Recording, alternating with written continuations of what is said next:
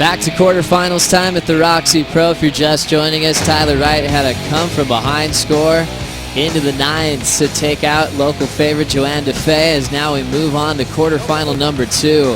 A battle of the underdogs as far as rankings are concerned. Coco sitting outside the top 10 on the championship tour, but a seasoned vet these days, taking on Sage Erickson from Ojai, California. It's just a game, and I love games, and it's it keeps entertaining for me. And then now that you're going into the semifinals, you know, we used to talk to you and ask you about kind of how you would prepare for heat. And how many times she's kicked my butt. And it was brought to my attention, and I was like, oh wow, like it really is possible for me to beat these girls, but you know, if I come in with more awareness and pay attention to what I'm actually doing in the heat instead of just like kind of like ignoring it all, and it's a real different side, and it's so preparing for a heat's a little bit different. You know, I'm getting my body ready.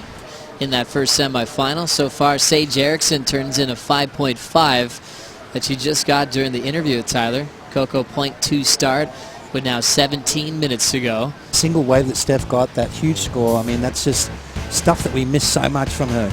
Giant size win for Sage Erickson, keeping that rhythm going right out front. Little forehand jam in the whitewater section out in front for the front side hook. Round or roundhouse cutback. Nice and light on her feet through the inside corner. Now looking to finish up this wave nice and strong. Rips it off the roof. The bottom drops out. And Erickson stays on her feet. Remember, she had a 5.5 before that. Now that's her second scoring ride. You can still feel that energy, still fired up of how this week's gone. Another little option out the back. This will be for Coco Ho. Nice off the top wrap. Always clean style and form through that second turn. Nice and easy fade back into the pocket. Now that section breeze, she can go straight up vert in the backwash and hop out of there. Coco's first real answer back. And just getting it with 13:23 to go. Just like Sage, she was wanting to get the winning feeling on the championship tour. Had Sage Erickson's last wave. Yeah, up and over that whitewater section right there, Sage.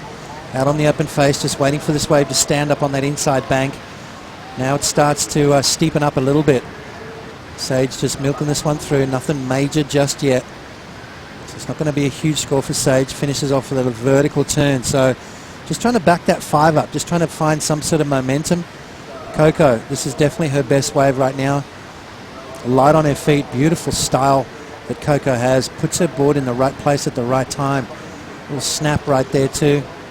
Draws off the bottom, bang up through the lip there. Nice little turn right at the end. So they've been competing against each other their whole life through the amateur series as little grommets, and now on the top stage is Coco and Sage Erickson are going to try to move into the semifinals to be number 1 on the qualifying series. Now passing the 5-minute warning, we have some catch-up work to do. Watching Sage out front on this little inside right. Tracking cut back into the inside corner. Nice little lip, smack off the top, and she'll get a little head dip. And just get bucked off in that double up on the inside. So Sage had the 5.5, 4.17. Here comes Coco Ho now. Nice read under the lip for the Hawaiian. One more float. Coco tries to pull the finish, and she's down. 4:20 remaining, but some important waves ridden during the break to decide the winner of this quarterfinal. Sage had dropped to second, you can see, because Coco Ho dropped to 7.67 during the break. yeah, Coco needing a 4.95, and this is what came through here, straight up through the lip right there.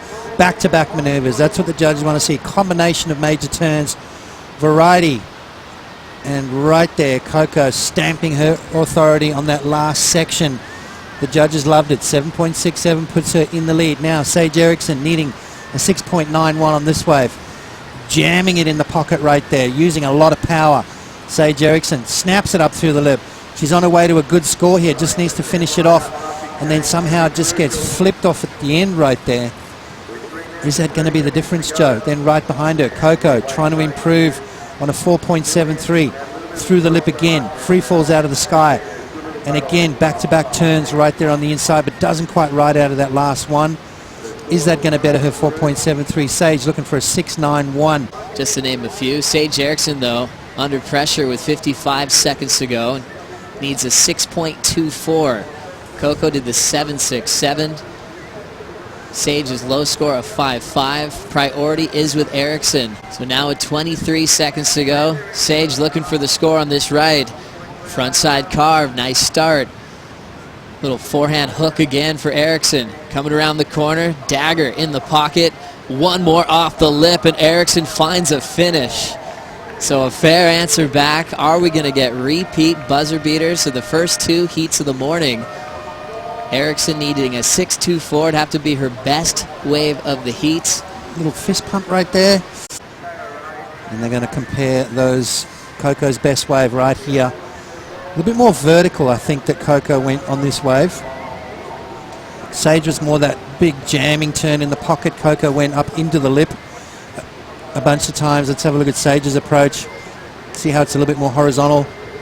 Carving maneuvers more so right there, jamming it back into the power source. I think this is the best turn right here. Really lightning fast snap and then into the lip. Wow, okay.